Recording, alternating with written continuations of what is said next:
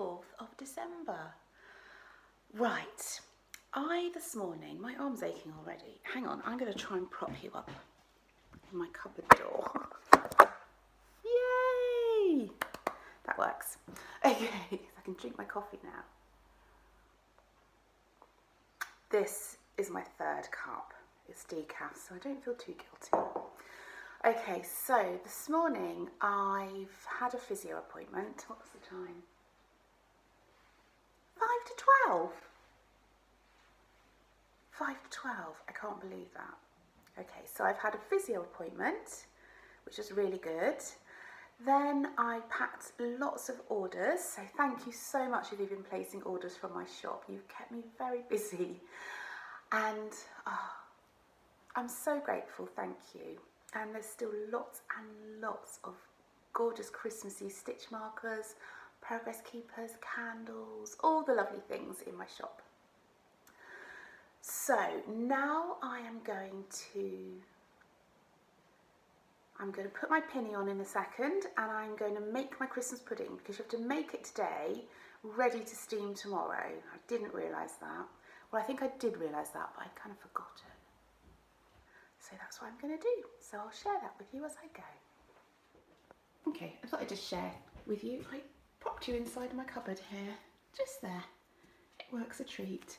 Anyway, here is the vast array, of ingredients that I need to make Delia's traditional Christmas pudding. It involves lots of alcohol, a pair of spectacles, otherwise I can't actually see anything. Mine's slightly different because I'm making it gluten-free. So I've got some gluten-free brown bread, and instead of self-raising flour, I've got gluten-free self-raising flour, and I'll do half the flour, and then I'll make it up with ground almonds. So do half and half to make it up to the original amount of, what does she say? Oh, it's only 50 grams. So I'll do 25 grams of each. And there's an apple and an orange and a lemon and some eggs, tons of fruit and nuts, and the cherries are rogue. I don't know what they're doing there. There's spice and sugar, so it's gonna be yum. So what I'll probably do is I'll record myself making it, but I'm gonna do it on fasties because you do not want to see me baking for probably half an hour.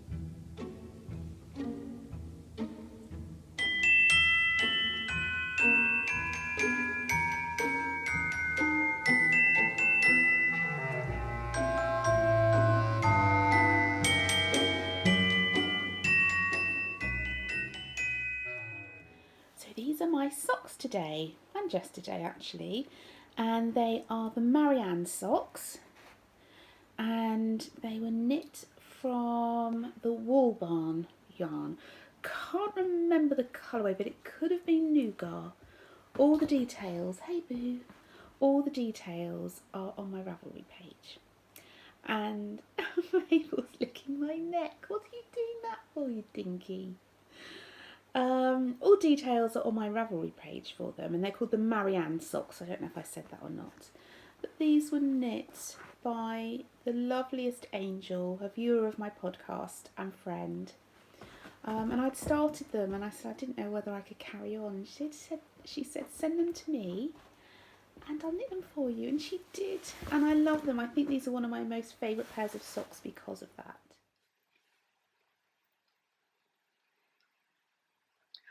I have just come to sit down with my beautiful little friend and Shadow.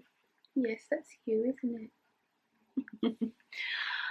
I've had a very busy morning. In fact, I've had quite a busy week so far. And even in the evenings, I've just not felt like knitting. And if I don't knit, I just don't feel quite right. So I decided to come and sit down with him for an hour with some coffee and my little friend and do some knitting and watch some podcasts. I'm really, really desperate to watch Susie, who is Elderflower Stitches, and I've been meaning to mention her podcast for ages on my podcast because she is such a sweetheart. She is such a gentle soul, and so I'm really excited to watch her podcast, which I'm going to be doing in a minute. I'll put her details on the screen so you can go and watch her, but she's lovely. I have made the Christmas pudding up to a point where it gets stirred tomorrow morning and put in its basin and then steamed, so I'm at that point. I fed my sourdough starter, which was a gift from Gaynor, who is Tales from Cuckoo Land, who you all must know because she is joyous. And she gave me some of her sourdough starter, and so now I make my own sourdough bread. And guess what? It's made from wheat flour, but it doesn't upset my tummy. I've often wanted to try sourdough bread made with wheat. In the fermentation process, I think what happens, I'm sure I've read this, I'm probably not going to explain it very well, but in the fermentation process, it kind of uses up all the gluten. So you're left with bread that is less bad if you're gluten intolerant. And I really wanted to give it a go, and do you know, it's absolutely fine. I make it all the time. So I've taken my sourdough starter out of the fridge and fed it. I made myself a big bowl of overnight oats for the next few days, and I made some granola. I'm going to turn it into some Christmassy granola because it's December. So I'm going to add some dried cranberries and some orange zest, I think, to mine. And it's already had cinnamon and mixed spice in, so I think that's going to be yum. What else have I done? I think that's everything I did. Just had some lunch. I've made myself a lovely big coffee. This is number 4 of the day, which is unusual for me, but it's very cold today. Oh, I had a couple of people ask about yesterday's video. I was baking some plums with cinnamon and star anise, and a couple of you asked what I was doing with them. Actually, I was just baking them in the oven, and well, Pete and I had some for pudding yesterday, but I'll use them with yogurt and granola, or we would have had them with ice cream if I had remembered to order the ice cream.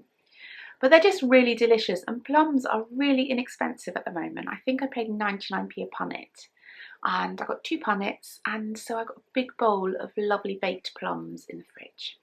I did forget to put the sugar in, so they were a bit sharp, but I've now added the sugar, so they should be fine.